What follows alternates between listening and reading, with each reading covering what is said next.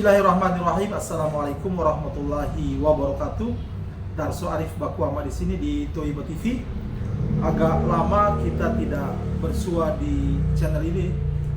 Hari ini hari Jumat tanggal 22 November 2024. Saya masih tetap berbicara soal masalah-masalah hukum dan lain sebagainya yang menyangkut dengan Jam'an Nurhotin Mansur atau Yusuf Mansur. Saudara-saudara, tanggal 14 November yang baru lalu saya dihubungi oleh Soleh Nurdin namanya. Soleh Nurdin ini adalah kepala sekolah cabang Darul Quran yang berada di Cinta Asih, Karawang. Dia meminta kepada saya agar mengedit video di mana pada video sebelumnya saya tampil bersama dia. Pak Soleh beralasan bahwa ini memang diminta oleh atasannya dan ini menyangkut kehidupan dia dan keluarganya. Sebuah alasan yang membuat saya itu merasa tersentuh. Di samping itu juga memang saya akui bahwa ada prosedur jurnalistik yang saya langgar. Oleh karena itu saya berkompromi dengan Ustadz Soleh. Permintaan untuk tidak dipublikasikan hasil wawancara itu bukan kali pertama ini terjadi. Ketika saya beberapa tahun yang lalu bertemu dengan Pak Haji namanya, pimpinan Rumah Tahfiz Darul Quran, salah satu Rumah Tahfiz Darul Quran di Cikarang. Pak Haji meminta kepada saya agar video wawancara kami dinonaktifkan karena diminta oleh atasannya. Saya mengabaikan permintaan Pak Haji ini sampai Google men-take down video saya. Saudara-saudara, atasan dari Pak Soleh dan Pak Haji itu tentu saja Yusuf Mansur. Kenapa Yusuf Mansur takut jika hasil wawancara saya dengan para pengelola rumah tahfiz Darul Quran yang di daerah-daerah dan cabang dari Darul Quran ini? Karena mungkin Yusuf Mansur merasa bahwa ada hal-hal yang dirahasiakan di dalam Darul Quran sehingga tidak perlu diketahui oleh umum. Padahal saudara-saudara, jika kita perhatikan, tak ada satupun pesantren di Indonesia ini yang merahasiakan isinya. Tak ada satupun pesantren yang menutup-nutup diri terhadap keberadaannya baik di luar maupun di dalam. Saudara Yusuf Mansur, saya tetap akan terus memberitakan soal keberadaan Darul Quran atau rumah tahfiz yang Anda akui sebagai miliknya, insya Allah pada masa-masa yang akan datang. Yang berikut saudara-saudara, hari Kamis kemarin ini tanggal 21 November saya berada di Pengadilan Negeri Jakarta Pusat. Saya mau melihat dari dekat jalannya persidangan perkara PKPU di mana Dr. Anas Afas Asin dan Novi Korina menggugat Yusuf Mansur terkait hutang piutang. Pengacara Afas Asin maupun Yusuf Mansur belum bersedia untuk saya wawancarai. Nanti saya akan membuat video tersendiri soal perkara Yusuf Mansur ini terkait dengan penundaan pembayaran kewajiban hutang. Saudara-saudara, berikut ini saya akan mengabarkan perkembangan terakhir dari perkara antara Zeni Mustafa melawan Yusuf Mansur dan teman-temannya terkait investasi batubara tahun 2009 lalu yang saat ini sedang berada di Mahkamah Agung. Kita tahu bahwa Mahkamah Agung telah mengeluarkan keputusannya dan Zeni Mustafa segera akan melakukan tindakan hukum berikutnya, yakni peninjauan kembali. Tapi sayang saudara-saudara, proses proses peninjauan kembali yang akan dilakukan Zeni Mustafa ini agak sedikit tersendat karena sebuah masalah yang berkaitan dengan Pengadilan Negeri Jakarta Selatan. Apa sebabnya? Nanti kita ikuti saja perbincangan saya dengan Zeni Mustafa yang beberapa jam yang lalu saya merekamnya di dekat Pengadilan Negeri Jakarta Selatan. Semoga video saya ini bermanfaat dan sampai bertemu pada video-video berikutnya. Dari saya cukup sekian. Billahi taufiq wal hidayah. Wassalamualaikum warahmatullahi wabarakatuh. Hari ini hari Jumat tanggal 22 November 2024. Saya dengan Pak Zaini Mustafa di suatu tempat dekat dengan Pengadilan Negeri Jakarta Selatan. Pak Zaini akan mengabarkan kepada kita tentang perkembangan kasasi Pak Zaini di Mahkamah Agung, yang kemudian oleh Pak Zaini ada rencana untuk melakukan upaya peninjauan kembali. Apa yang perlu dibagikan kepada kita hari ini, Pak Zaini? Ya, jadi saya kemarin tanggal 19 November ya 2024 itu saya mendapat surat dari Pengadilan Negeri Jakarta Selatan, Pak. Surat itu menjawab surat saya tanggal 7 Oktober 2024. Nah, di dalam surat itu mengatakan kepada saya bahwa relas pemberitahuan putusan kasasi Mahkamah Agung saya yang mana melawan Yusuf Mansur dan kawan-kawan itu, Pak, ya, itu katanya sudah dikirim ke alamat saya, Pak. Surat itu berupa apa, Pak? Surat yang terakhir ini? Surat terakhir ini menjawab surat saya. Enggak, maksudnya suratnya dikirim surat fisik atau kalau elektronik? Ini tidak dikirim secara fisik tetapi di email, Pak. Oh, isi ke email saya. Ya. Lanjut, Pak. Ya, mereka mengatakan bahwa surat pemberitahuan putusan itu sudah dikirim katanya tanggal 2 Oktober 2024. Oktober ya, Pak? Ya, Sebulan yang lalu. Namun itu kan tidak sampai ke rumah saya. Ya. Keterangan dari pengadilan katanya kurir tidak alamat saya itu tidak dikenal orang gitu, Pak. Nah, ini kan hal yang mustahil, Pak. Ya, kenapa? Satu, kenapa hal yang mustahil? Satu, di perumahan di alamat saya itu security 24 jam, Pak. Ya. Kemudian saya di sana sudah 20 tahun. Artinya tidak ada security yang tidak kenal saya. Ya. Kemudian jangankan security, penduduk setempat pun sudah mengenal saya, ya kan? Kalau itu mengatakan bahwa alamat saya tidak dikenal, itu hal yang mustahil dan ini lagu lama, Pak. Iya. Email itu berarti menjawab surat Pak Zaini dong? Ya, kalau email itu menjawab surat saya karena saya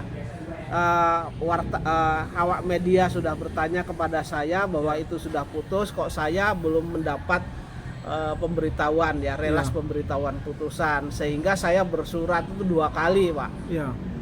Yang pertama tanggal 7 Oktober 2024, yang kedua 18 Oktober 2024. Ya. Nah, yang dijawab ini surat saya yang tanggal 7, Pak. Iya. Ya. Ini kan aneh. Iya. Nah, lalu karena katanya alamatnya tidak dikenal, lalu diumumkan lewat Wali Kota Jakarta Selatan. Maksudnya diumumkan di kantor wali kota? Diumumkan di kantor wali kota. Kalau diumumkan di kantor wali kota, siapa yang mau baca, Pak? Begitu kan? Iya. Siapa yang mau dengar? Siapa yang mau dengar kan? Iya. Nah, aneh kalau surat relas pemberitahuan itu katanya alamat saya tidak dikenal. Nah, surat dari Mahkamah Agung nyampe karena saya juga menyurati Mahkamah Agung berkaitan dengan putusan ini, kan aneh ya. Gitu. Nah, kemudian karena tanggal 19 kemarin saya sudah mendapat surat melalui email menjawab surat saya, maka saya hari ini itu ke Pengadilan Negeri Jakarta Selatan untuk mengajukan permohonan, tapi ternyata sudah jadi, Pak. Ya, putusannya itu sudah jadi, hari ini saya terima nih, Pak. Ya. Hari ini sudah saya terima. Lalu mereka mengatakan, Pak, untuk surat permohonannya nggak usah dimasukkan lagi karena sudah jadi begitu. Namun pelajaran hal-hal seperti ini tuh sebenarnya bukan 1-2 kali, Pak. Nah, ketika belum ada surat tercatat itu sering itu dilakukan oleh oknum-oknum yang berniat jahat. Mereka mengirim seolah-olah tidak sampai alamatnya tidak dikenal, lalu dititipkan ke kelurahan. kelurahan itu biasa tidak menyampaikan, Ya. sehingga tenggang batas waktunya itu Habis. sehingga perkaranya kan inkrah, Pak. Dalam kasus Pak Jenny ini ada indikasi ke sana, Pak. Sepertinya seperti itu. Ya. Jadi akan dibuat bahwa relas itu sah tapi tidak sampai kepada saya. Ya. Harapannya ketika itu nanti 6 bulan kemudian saya tidak bisa mengajukan PK berkaitan dengan kesalahan penerapan hukum begitu, Pak. Ya. Kelihatannya begitu. Pak, sebelum ini Pak Jenny kan sering berurusan dengan pengadilan dan sering disurati oleh pengadilan itu. Apa kejadian yang sama pernah terjadi juga, Pak, bahwa alamat Pak Jenny tidak dikenal? Tidak pernah, Pak. Baru kali ini. Iya, jadi perkara saya melawan Yusuf Mansur dan kawan-kawan ini, baik itu putusan pengadilan tinggi ya, itu juga lama, Pak. Ya. Itu tidak sampai kepada saya, bahkan saya juga sampai bersurat 2 atau 3 kali saya bersurat, baru relas pemberitahuan diberitahukan juga. Ya. Nah, yang kemudian yang kasasi Mahkamah Agung ini juga begitu kan. Ya. Mereka katanya mengirimkan tapi alamat saya tidak dikenal, lalu diulang lagi untuk yang kedua tapi diumumkan melalui Wali Kota Jakarta Selatan begitu. Untung saya itu bersurat baik ke Pengadilan Negeri maupun ke Mahkamah Agung. Surat dari Mahkamah Agung jelas nyampe kepada saya. Ya. Cuman ini aneh gitu loh. Tapi ya inilah menurut hemat saya ada oknum yang menginginkan bahwa saya itu telat untuk mengajukan PK begitu. Kejadiannya sama, artinya di pengadilan banding juga Pak Jenny terlambat mendapatkan keputusan. Pengadilan Mahkamah Agung juga sama. Sama. Nah, setelah disurati berkali-kali. Ini untung kemarin suratnya itu datang tanggal 19, di email itu tanggal 19. Saya sebenarnya sudah membuat surat untuk melaporkan pengadilan negeri ini ke Badan Pengawasan Mahkamah Agung. Pak, sebelum ke rencana melaporkan, tadi Pak Jenny mengatakan ada oknum yang sengaja membuat situasi ini menjadi seperti ini sehingga Pak Jenny itu terlambat menanggapi. Oknum di bagian mana atau lembaga mana yang sengaja melakukan ini, Pak Jenny? Menurut Pak Jenny? Kalau itunya yang jelas kan di pengadilan ini kan ada ketua pengadilan, Ya. kemudian ada di bawahnya, kemudian ada jurusita dan lain sebagainya. Ya. Saya tidak bisa mengatakan yang mana yang melakukan itu, maka oleh karena itu akan saya uji ya berkaitan dengan keterlambatan ini, kemudian bukti-bukti yang ada sama saya itu tetap akan saya laporkan kepada Badan Pengawasan Mahkamah Agung dan Komisi Yudisial. Siapa yang Pak Jenny laporkan? Tentu yang saya laporkan pengadilannya, Pak. Nah, masalah pengadilan nanti itu memanggil ketua pengadilan dan seterusnya itu urusan mereka. Iya. Ini terkait Yusuf Mansur yang perkara ini kan, Pak. Kita kan tahu Yusuf Mansur kan punya koneksi yang kuat dengan berbagai macam pihak. Yang Pak Jenny rasa ada tangan Yusuf Mansur sampai kepada urusan keterlambatan surat atau relasi ini, Pak, ke tangan Pak Jenny? Saya pikir selama saya berperkara hampir setiap minggu dapat surat ya. Iya. Baik itu dari kepolisian maupun itu dari pengadilan maupun dari pihak manapun tidak pernah seperti ini, Pak. Iya. Tetapi aneh gitu loh. Kejadiannya terhadap apakah ini kebetulan, apakah ini disengaja, tetapi menurut hemat saya disengaja. Iya. Kenapa disengaja? Ketika ada putusan pengadilan tinggi DKI Jakarta, Yusuf Mansur sudah tahu, kemudian saya juga belum tahu, iya kan? Iya. Kemudian saya surati beberapa kali bersurat, baru relas diberitahukan, lalu saya baru mengambil putusan, kan begitu? Iya kan? Iya. Terus kemudian putusan kasasi Mahkamah Agung juga begitu, Yusuf Mansur sudah tahu, awak media sudah tahu, dan saya tahunya juga dari awak media dikasih tahu bahwa mereka paginya tanggal 5 itu ngejar-ngejar saya, ya minta untuk memberikan keterangan lah begitu ya, berkaitan dengan putusan ini. Katanya karena nanti sore Yusuf Mansur katanya mau konferensi pers begitu. Saya juga baru tahu, saya itu sampai dengan saat ini fisiknya juga tidak pernah ngelihat relas pemberitahuan itu. Iya. Nah, karena ada surat menjawab surat saya bahwa intinya relas sudah disampaikan dengan alasan tidak dikenalnya alamat saya, kemudian dilanjutkan dengan diumumkan lewat Wali Kota Jakarta Selatan, maka hari ini saya ambil putusan ini. Iya. Tentu akan segera mungkin saya pelajari dan akan saya ajukan PK, peninjauan kembali. Jadi Iya. selama karir kepengacaraan Pak Zeni baru pengalaman ini ya, perkara dengan Yusuf Mansur baru pengalaman terlambat. Betul. Dengan Yang alasan- lainnya ya biasa-biasa saja, dengan alasan normal saja. tidak ya. tahu alamat Pak Zeni, alamat Iya. tidak dikenal. Jadi lucu Pak Darso. Iya. Kalau surat tercatat dari Pengadilan Negeri Jakarta Selatan tidak alamat saya tidak dikenal, itu sangat lucu dan aneh begitu ya.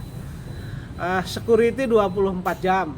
Perumahan dikenal orang, Perumahan dikenal orang. klasternya sangat terkenal juga. Artinya kalau itu kurir itu sampai di security saja, mereka mengatakan rumahnya di mana, pasti diantar sama security. Saya diantar, Pak. Ya, oke. Di samping Iya. alamatnya memang sangat jelas. Alamatnya Nomor-nomornya. sangat jelas. Iya. Dan tanya kepada tetangga pun, ya tanya kepada kanan kiri.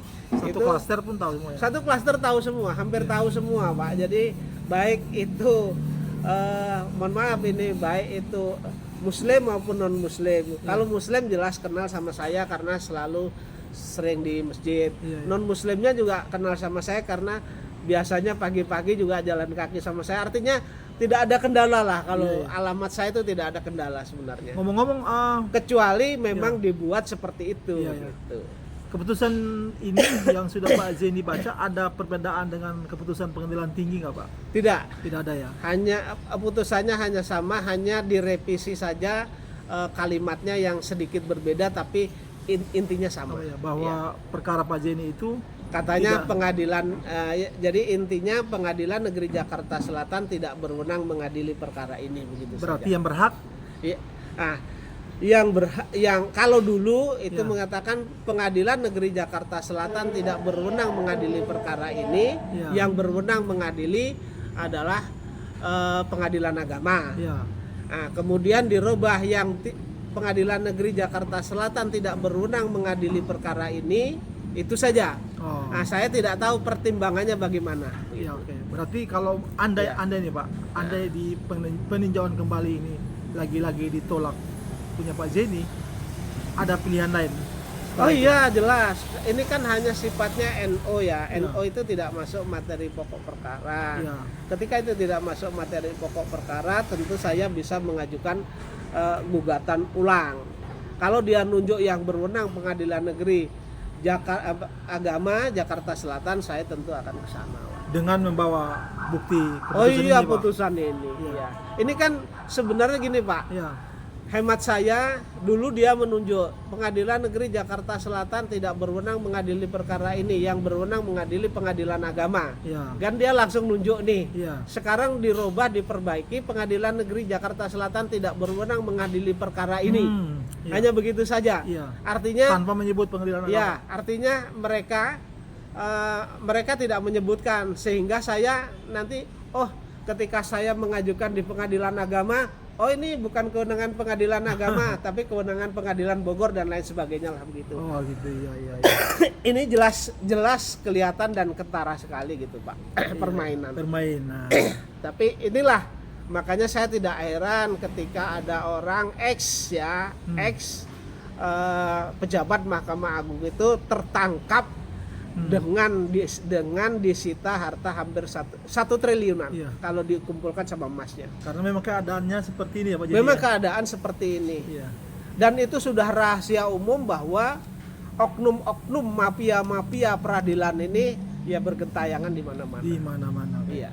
Artinya Pak Zeni tidak berkurang energi Pak Zeni untuk melanjutkan perkara ini, Pak. Karena kalau saya mengajukan gugatan terhadap Yusuf Mansur dan kawan-kawan ini kan saya berjuang untuk mengambil hak saya Ya. yang diambil secara ilegal oleh Yusuf Mansur, baik itu hukum formil hukum formil normatif yang berlaku di Indonesia maupun secara agama begitu. Oke. Karena ini kan bukan harta gonimah Pak, harta saya ini.